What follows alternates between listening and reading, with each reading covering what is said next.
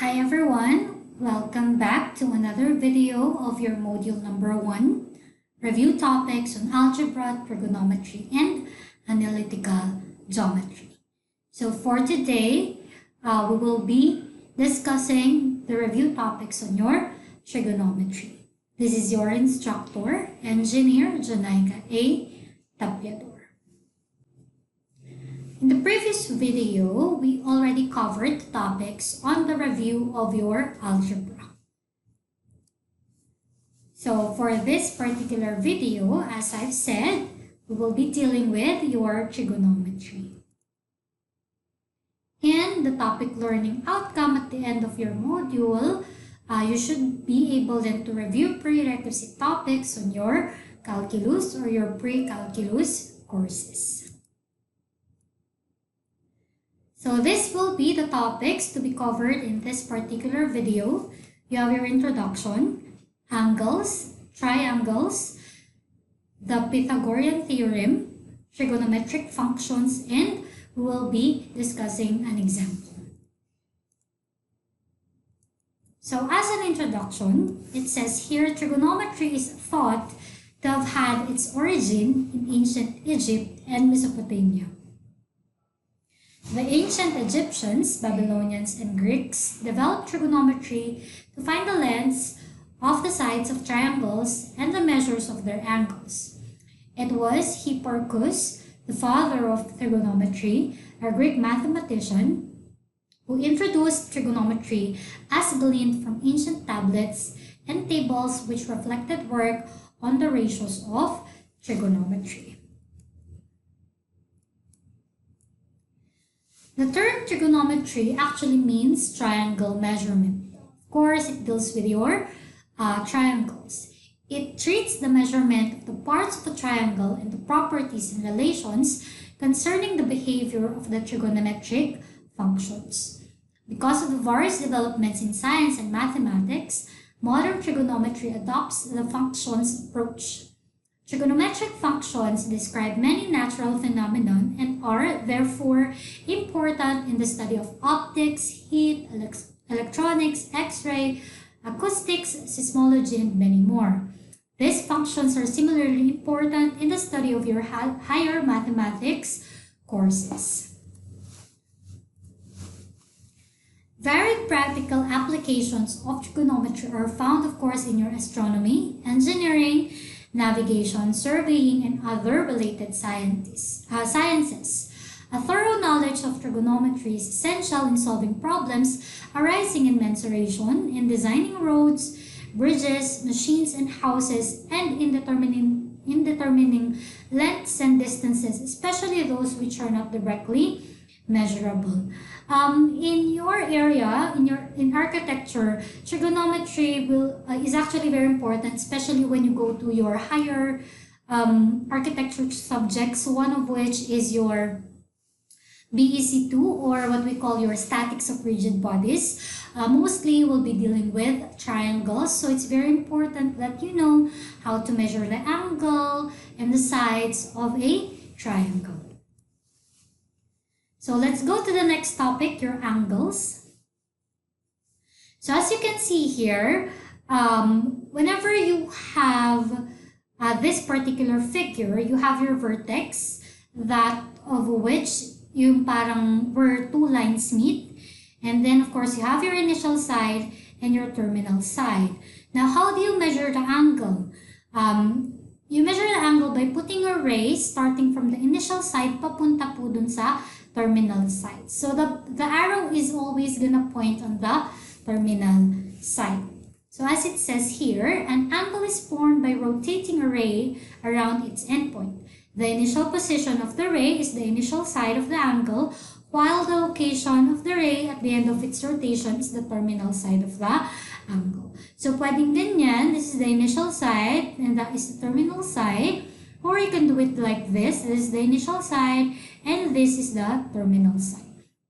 So again, lagi po na yung arrow will always point to the terminal side. And the endpoint of the rotated ray is the vertex of the angle. Here we shall use the words rotation and angle interchangeably. So as I've said, this will be the vertex. Yung parang tawag dito kung saan nag-meet or kung saan nag-start yung dalawang ray.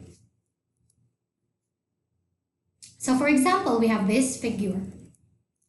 An angle may be named by referring to its vertex whenever it is clearly indicated by using three letters representing one from each of the two sides of the angle and the vertex, and by using a number placed in the interior of the angle. So paano po natin i-name tong angle na to? So for example, the adjoining angle can be referred to as your angle A kasi yung vertex is named as A, so that will be your angle A. Or it can be referred to as your angle BAC, or it can also be referred to as your angle CAB, or angle 1.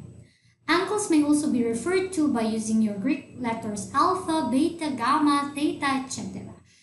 Pero usually, those are just some of the terms that are actually being used whenever we are dealing with angles.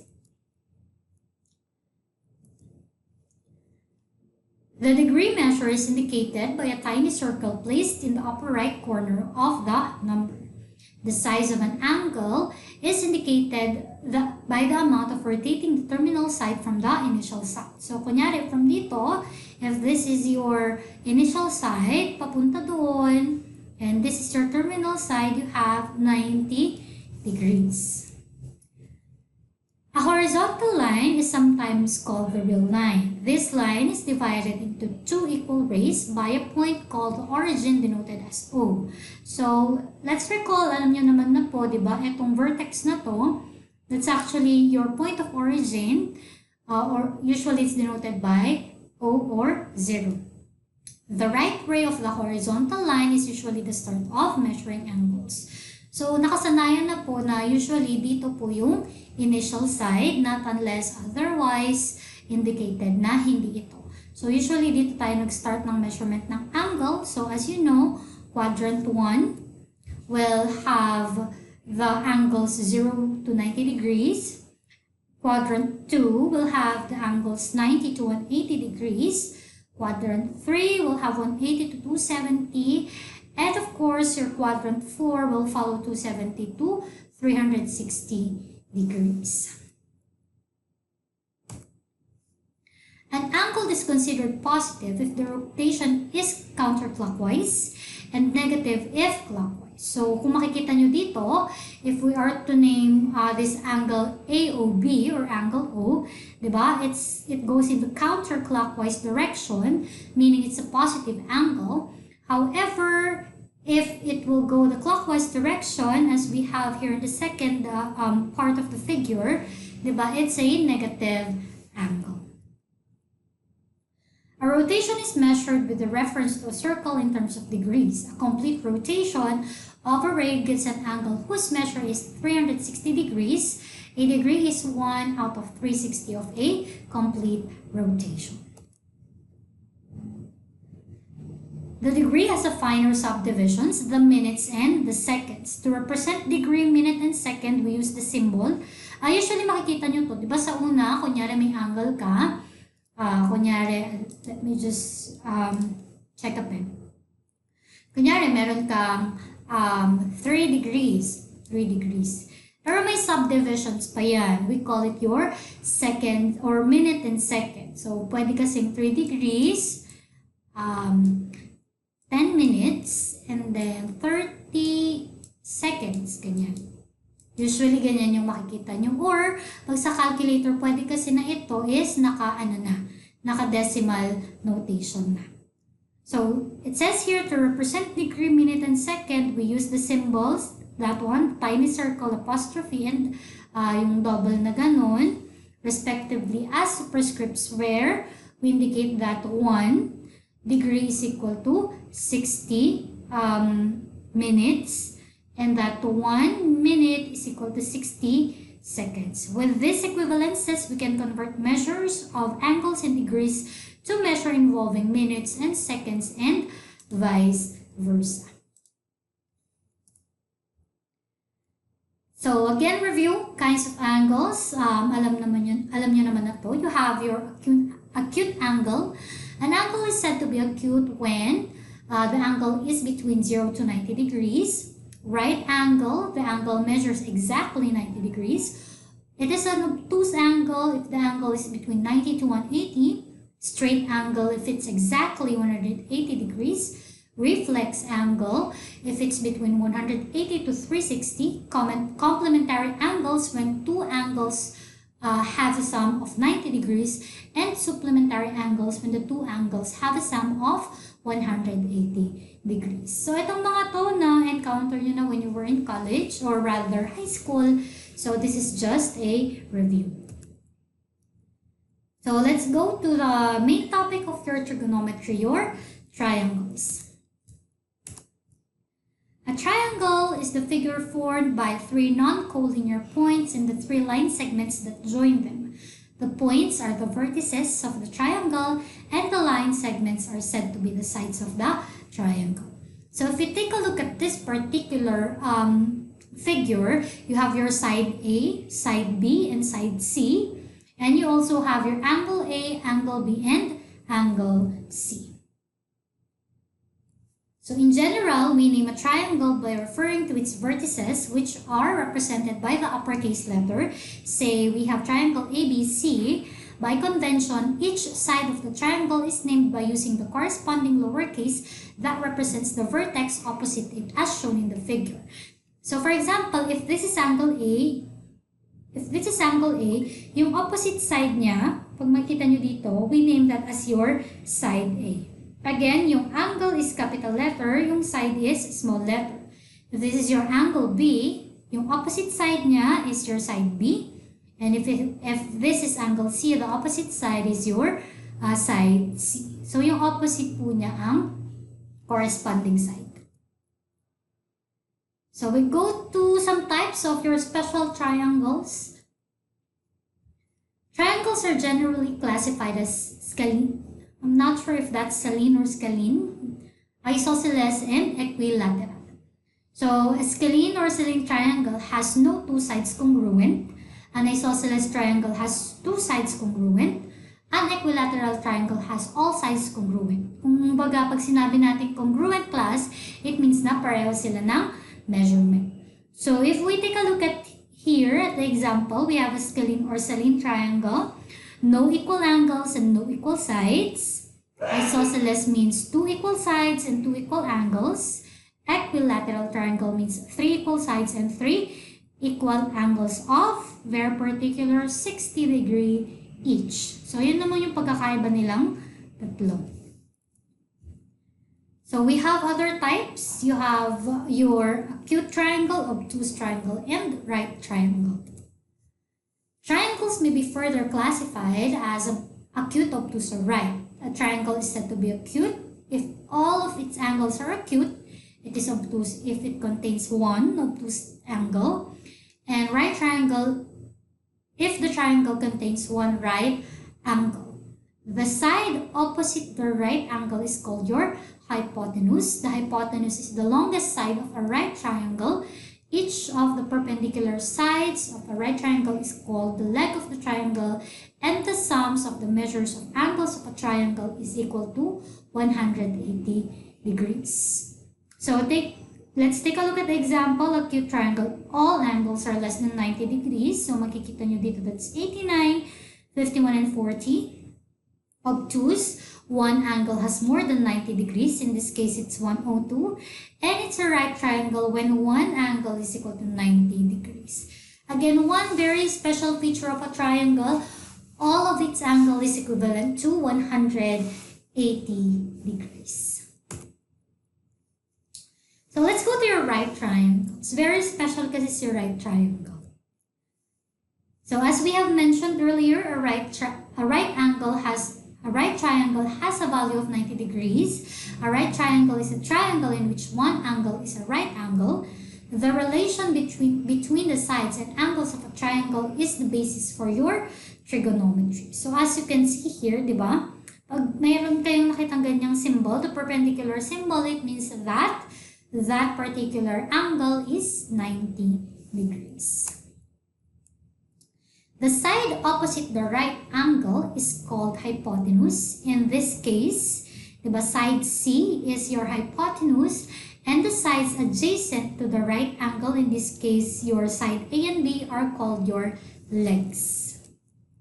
Side A may be identified as the side adjacent to angle B and opposed to or opposite angle A. So as you can see, diba, pag triangle, if that is your angle B, yung opposite side niya is side B. If this is your angle A, the opposite side is side A. The Pythagorean Theorem.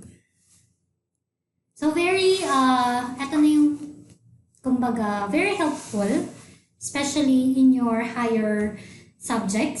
So dapat alam nyo na to. This is just to recall everything. So you know that the square of your hypotenuse, which is in this case is side C, is equivalent to the sum of the square of the sides, which is in this case side A and side B. So you have this particular equation that I believe you are very familiar with already. So you have here, diba?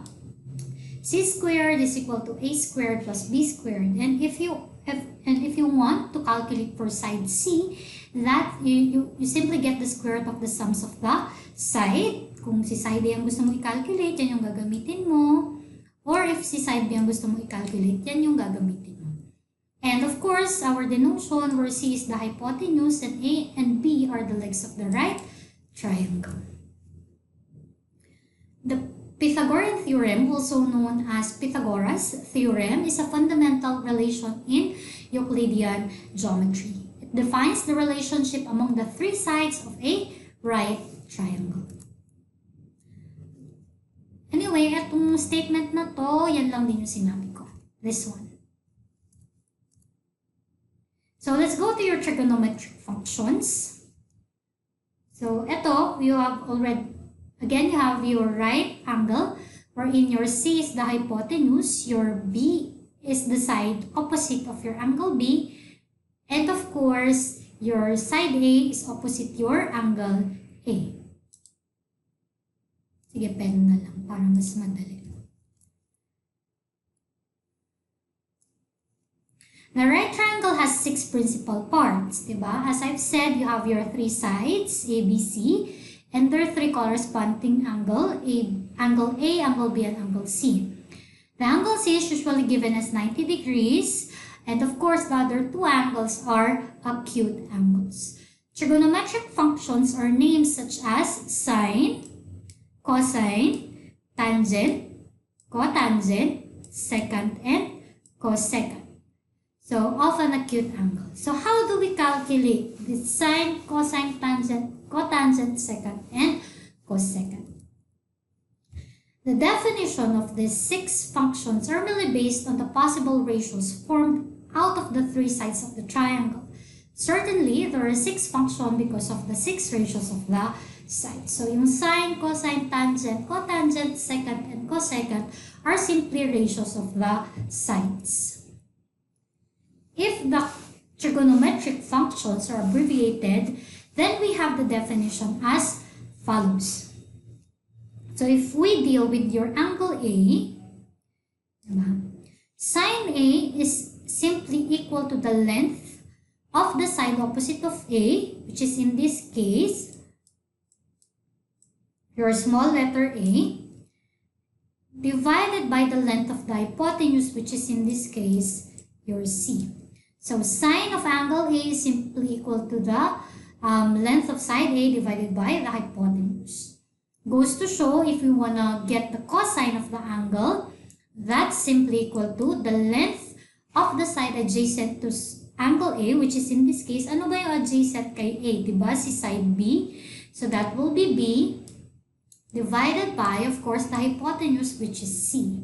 If we want to get the tangent of angle A, that's simply equal to the opposite of angle A, which is side A, divided by the adjacent side, which is side B. So if you want to get the cosecant of angle A, that's simply the length of the hypotenuse, in this case your side C, divided by the length of the side opposite of A, which is in this case side A. And if you want to get the secant of angle A, that's simply the length of your hypotenuse divided by the length adjacent to the side or to the angle A, which is in this case is side B. And of course, the cotangent is simply the adjacent side all over the opposite side. And this is the time that you get to be familiar with the short abbreviation of your trigonometric functions known as your SOHCAHTOA. So it says here, the common mnemonic for remembering the relationships between sine, cosine, and tangent functions is SOHCAHTOA. SOHCAHTOA is formed from the first letters of sine is opposite over hypotenuse, so sine opposite hypotenuse. Cosine is adjacent over hypotenuse, so cosine adjacent hypotenuse. And of course, tangent is opposite over adjacent, which is tangent opposite adjacent. So you have to remember SOHCAHTOA since magagamit mo siya. So let's have an example of how we could calculate the sides, the angles of a certain triangle. So for example, you solve right triangle ABC with, of course, capital letter, diba? Angle A equal to 36 degrees, 50 minutes. And of course, side C is 92.7 centimeters. So we have this particular figure. Side C is 92.7 centimeters. You have this particular right angle C. And of course, your angle A is measured at 36 degrees, 50 minutes. And of course, we are to solve the right triangle. So, ang kailangan nating hanapin is si angle A, or rather side A, side B, and si angle B. So, solution. Unahin na po natin si side A. So, since the hypotenuse, in this case 92.7, and angle A are given, we can use the sine function to find A. Again, sine is opposite over hypotenuse. So, sine of 36 degree, 50 minutes is equal to A all over C. So, yan, diba? Sine of angle A is equal to side A all over side C. Or, that's sine of 36 degree, 50 minutes is equal to A divided by 92.7. Such that, if we cross-multiply, diba, cross-multiply natin dyan, you have 92.7 multiplied by sine 36 degree, 50 minutes, or your angle A is equal to 55.57 centimeters. So, you could actually double check with your calculators kung yan po yung value. So, okay na tayo kay side A. Let's go to the other requirement. So, to find the values of the other parts of the triangle, let us use the information given in the problem rather than the calculated value of A. In solving a problem, it is usually best to use, whenever possible, given data rather than calculated results to find the other unknowns in the problem. Because if mistakes were incurred in the previous computations, the succeeding computations using calculated results would surely be incorrect. So whenever we try then to find other values, kunyari nakuha na natin si A, diba? Tapos gusto mo makuha si B, pwede naman tayong gumamit ng Pythagorean Theorem kasi meron kang side C, meron kang side A. Pero, ang sinasabi dito, whenever possible, huwag natin gamitin yung mga na-calculate natin na values. Why? Kasi kung mali yan, pwede magkakamali ka na rin dito. So, it's best to use the given values. Yung kung ano yung given, dun ka lang din mag-play around para makuha mo yung ibang unknown. Para iwas po tayo sa errors. So, let's now find your side B. It says here, since the hypotenuse and angle A are given, we can use the cosine function to find B. So cosine of angle A is simply equal to the adjacent side, which is in this case B, divided by the hypotenuse, which is in this case your side C, such that you have cosine 36 degree 50 minutes is equivalent to B all over 92.7. Tapos, i-cross multiply natin such that B is equal to 92.7 cosine of 36 degree 50 minutes. And if we get the value, you would have 74.2 centimeters. And lastly, your angle B, diba? Si angle B naman ang kailangan natin. Since triangle ABC is a right triangle, C is equivalent to 90 degrees and that A and B are complementary. Hence, A plus B is equal to 90 degrees and that your angle B is simply equivalent to 90 degrees minus A. Ito transfer lang natin to sa kabilang side. And that your B is equal to 90 degree minus 36 degree 50 minutes. And you have your angle B, which is equivalent to 53 degrees 10 minutes, or that's simply 53.167 degrees. So, di ba, medyo madali lang naman ang trigonometric functions, yung trigonometry, as long as you know your basics of ito. So that's it for this particular video. Thank you guys for listening. The next topic to be covered is review of your analytical geometry. So please stay home, stay healthy, and stay safe. Goodbye, everyone.